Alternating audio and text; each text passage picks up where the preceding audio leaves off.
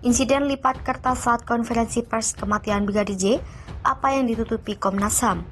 Allah mengatakan, dan orang yang mengatur tipu daya itu akan kembali kepada dirinya sendiri.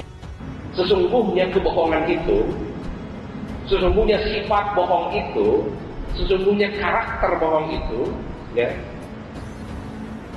bisa mengantarkan pelakunya kepada keburukan.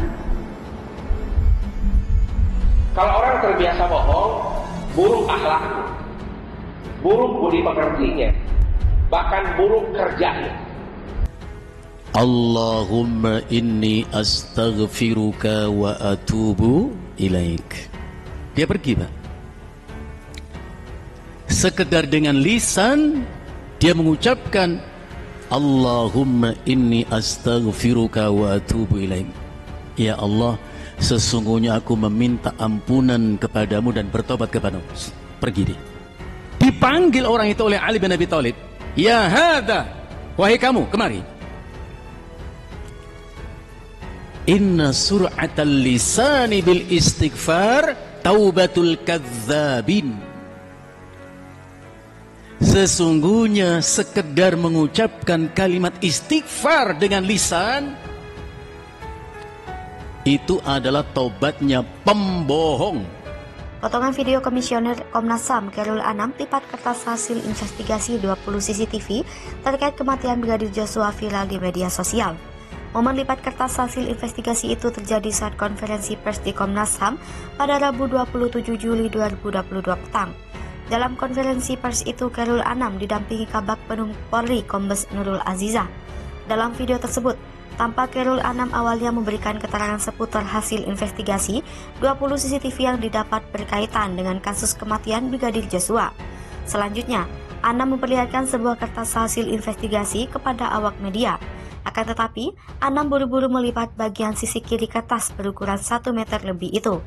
Diduga, bagian kertas yang dilipat itu merupakan hasil investigasi keseluruhan dari rangkaian kematian Brigadir Joshua. Hal itu lantas diprotes pewarta foto karena belum sempat mengambil isi keseluruhan kertas tersebut. Anam kemudian berinisiatif kembali memperlihatkan kertas tersebut, tapi dalam bagian kiri yang tetap terlipat. Itu pun hanya ditunjukkan kembali dengan cukup singkat saja. Meski diprotes wartawan, tapi Anam bergeming dan hanya mengacungkan 2 jempolnya ke atas. Sebelumnya, Komnas HAM mengungkap fakta baru pemeriksaan digital forensik dan siber dengan keterangan dari Mabes Polri.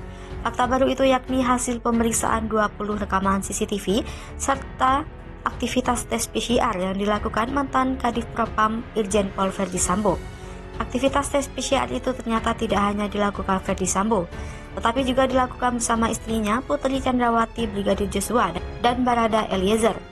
Baru terungkap drama usai Brigadir J diautopsi, ada jenderal yang kebingungan coba menutupi sesuatu. Akhirnya almarhum Brigadir Nofriansah Yosua Huta Barat alias Brigadir Joshua alias Brigadir J telah dimakamkan kembali dengan prosedur kedinasan Polri setelah diautopsi.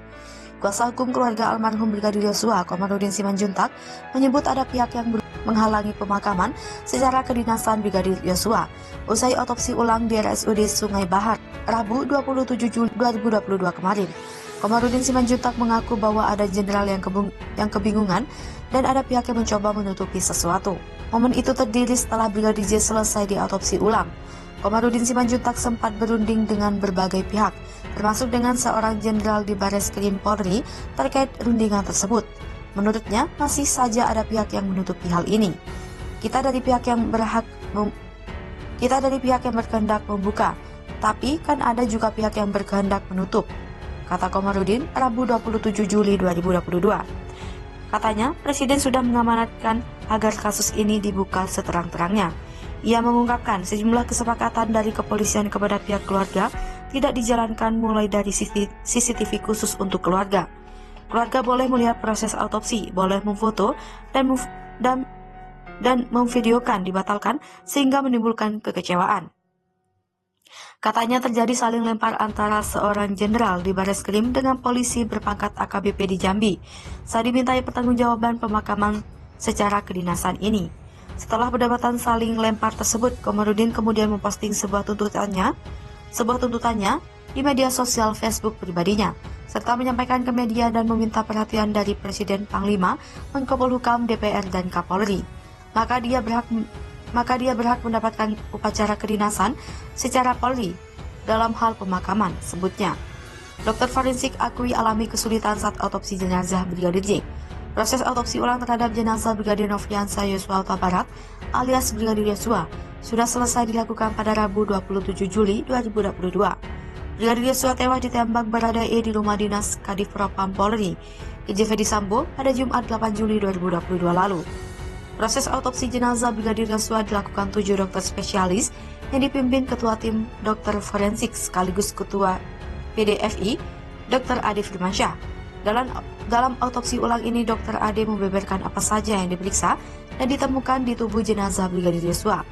Hal ini dikarenakan prosesnya autopsi ulang ini mengalami beberapa kesulitan. Pertama, karena jenazah sudah diformalin dan sudah mengalami beberapa derajat pembusukan. Jenazah sudah diformalin dan sudah mengalami beberapa derajat pembusukan yang sudah kita antisipasi memang akan terjadi, ungkapnya. Selain luka pembusukan, tim forensik juga melihat jelas bentuk jenazah pasca autopsi, mulai dari sayatan untuk membuka kepala yang biasanya dilakukan dari tulang mastoid kanan ke arah kiri, serta ada luka garis membentuk huruf I mulai dari dagu hingga ke kemaluan. Ade juga menyebutkan ada tanda-tanda telah dilakukan proses formalin. Dipantau Komnas HAM dan Kompolnas. Proses autopsi Brigadir Yosua tersebut juga dipantau Komnas HAM dan Kompolnas. Komnas HAM dan Kompolnas mengikuti proses autopsi ulang jenazah Brigadir Yosua di RSUD Sungai Bahar, Rabu 27 Juli 2022 sebagai pengawas eksternal. Komnas HAM diwakili pengawasan internal dan kerjasama Gatot Ristanto dan Kompolnas diwakili oleh Komisioner Pongki Indarti. Dalam konferensi pers yang dilakukan di halaman RSUD Sungai Bahar, perwakilan Komnas HAM Gatot Ristanto mengatakan kehadiran dirinya untuk memastikan adanya keterbukaan informasi dalam proses autopsi jenazah Brigadir Yosua. Tentunya apa yang dihasilkan nanti dari proses ini pihaknya akan menunggu. Sementara itu pihaknya siap jika memang dibutuhkan untuk melengkapi informasi yang sudah ditemukan. Sementara itu, Pungki Indarti mengatakan pihaknya ingin memastikan proses ini dilakukan secara profesional. Ia menyebut dengan hadirnya Dr. Ade dan tim forensik lainnya adalah bentuk scientific crime investigation. Ia berharap masyarakat bersabar untuk menunggu hasil autopsi yang sudah dilakukan.